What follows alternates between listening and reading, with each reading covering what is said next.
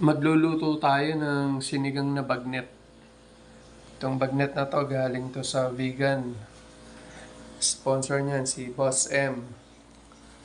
Basic lang na sinigang yung gagawin natin.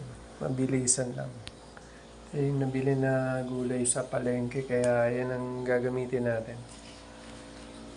Sarap yung maraming gabi. Kaya luluto natin yan ngayon for lunch. Tara.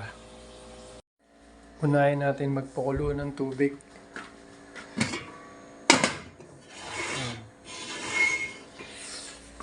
Dito sa Beko.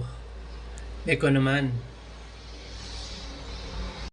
Kapag medyo meron ng bula-bula, pwede na natin ilagay itong kamatis. Hiniwaan yung pet.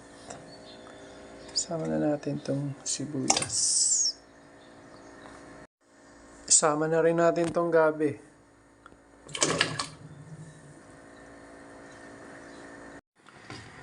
Ito, malambot na yung gabi. Pwede na nating durugin yung kamatis. Ayan, sigurado malambot na din yan. Pisatin mo lang.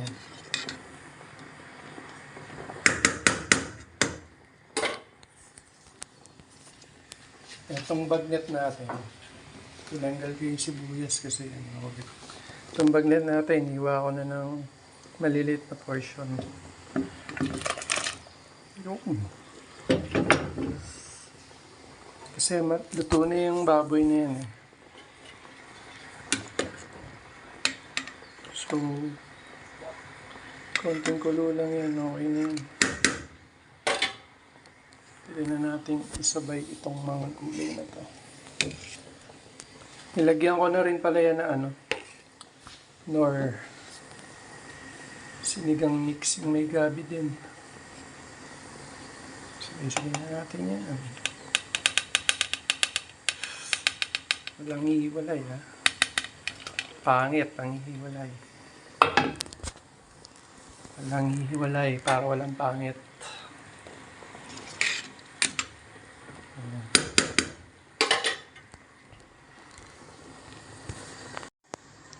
Yan, pagka nilagay na natin yung gulay, tayo lang natin siyang medyo kumulo-kulo ng konti, tapos pwede na natin ilagay yan.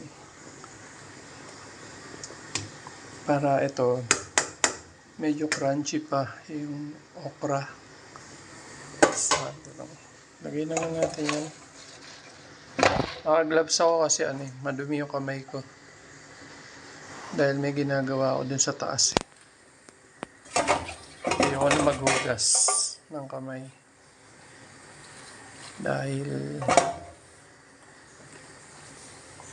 tama, may humiwalay na isa. Ito yung pangit humihiwalay. Ayan. Ito yung pinaka shortcut na sinigang.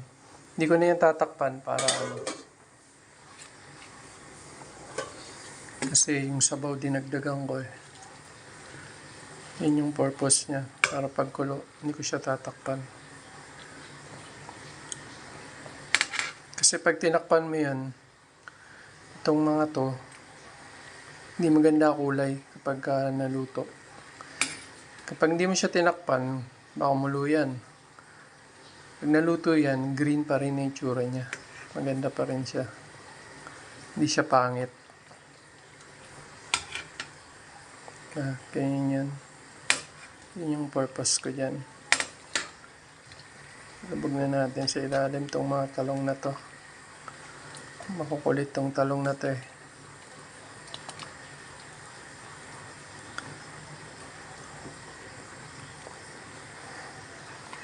Shortcut to kasi may ginagawa ako sa taas Para kumbaga sa ito yung pinagbabawal na technique sa pagluluto. Huwag yung gagayahin. Ayan, kumukulo na. Tignan mo yung dahon. Hindi nagbago yung pagka-green niya. Kasi hindi natin tinakpan. Yan. Diba? Ito, lulubog mo lang itong mga talong na to. Lutang ng lutang to. Ang kulit to eh. Yan. Ganun mo lang yun.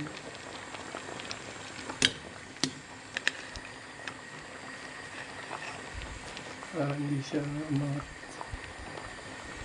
Siguro mga 5 minutes pwede na to. Tinimplahan ko na rin to ng ano. Kasi nung pinantimpla ko hindi patis. Kasi yung nor season, ano ba yun? Nor sampalok. Yun na yun eh. Alat na yun eh. Konting alat na lang dinagdag ko.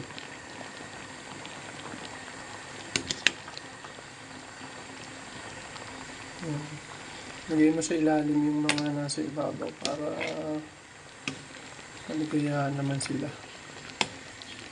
Para fair.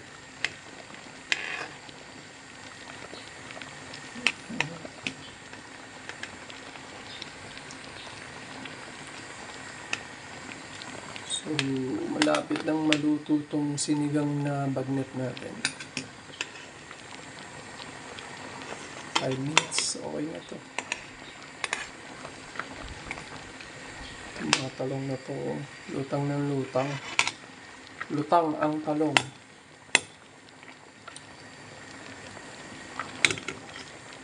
Ito na, luto na yung ating sinigang na bagnet.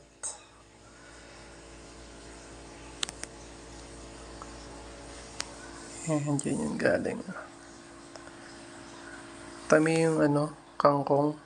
Hindi siya naging kulay dark brown. Parang brown. Kasi hindi natin tinakpan. Okay.